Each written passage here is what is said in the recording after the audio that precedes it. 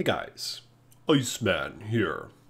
And as some of you probably have noticed, in the Godzilla King of the Monsters trailer, Godzilla actually looks somewhat different from what he did in the 2014 film. You see, this image here is from the 2014 film, and from what we've seen in the trailer thus far, his dorsal plates are different. They're more like the classic Godzilla, and they're even illuminated in blue, a sort of nuclear-like reaction. It's pretty epic looking. But what has caused this change? He's also more thick and robust in his neck. I think the new design looks pretty epic. But nonetheless, how the hell did he get there? Now, check this, man. Now, don't judge me so fast, alright? But what if it's a different Godzilla in the Godzilla 2 film?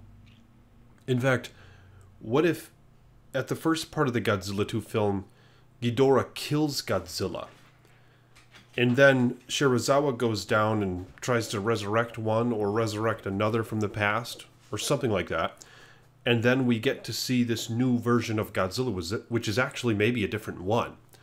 Now, that might be unlikely, but consider this, man. In the 2014 film, what drove Godzilla to want to kill the Muto? At first glance, it seems as though he's just kind of like some big Barney who just wants to protect humanity, who wants to be nice.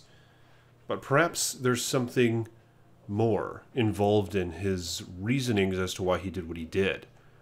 What if he's doing it to protect his family, to preserve his offspring? It would be a very natural reaction. In the wild and shit, we see all sorts of animals doing this. And oftentimes their natural inclinations do have to do with these primal imperatives of continuing on their legacy and things like that. Just being able to reproduce and survive. So maybe Godzilla killed them for the sake of Godzilla's kind. Wanting his type, his kind of species to live on and thrive. And he saw the Mutos to be a threat of that. So maybe that's what happened here, man. Like with bees, for example. Like a little bee will go out and sting some shit and sacrifice itself for the entire colony. So maybe Godzilla is just a bee in a big colony of bees, man. Maybe there are other ones down in the depths. In the Godzilla 2 King of the Monsters trailer, we actually see a submarine going around in the underwater region somewhere.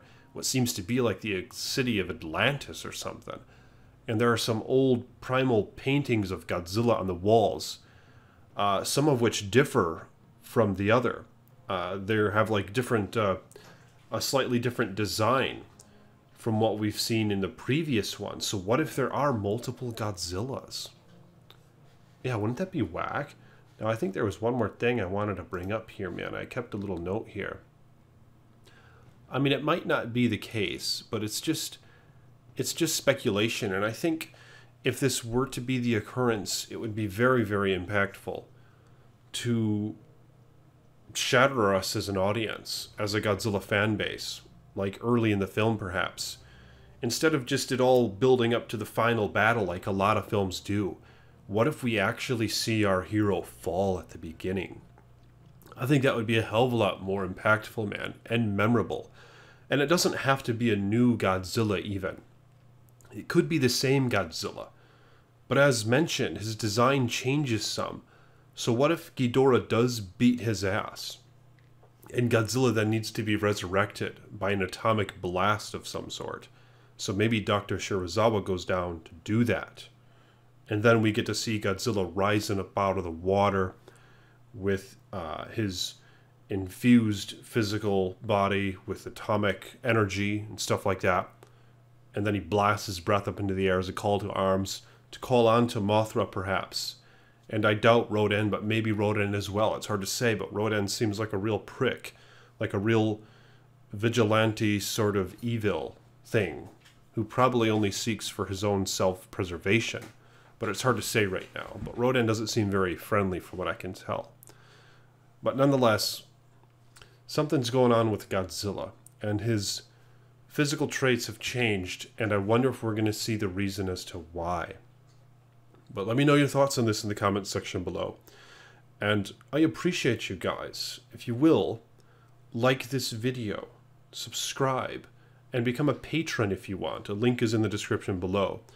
The channel's been growing. The videos lately have been doing well. So Iceman really appreciates that. And more theories on Godzilla and more news on Godzilla King of the Monsters to come. I'm the Iceman. Peace be with you.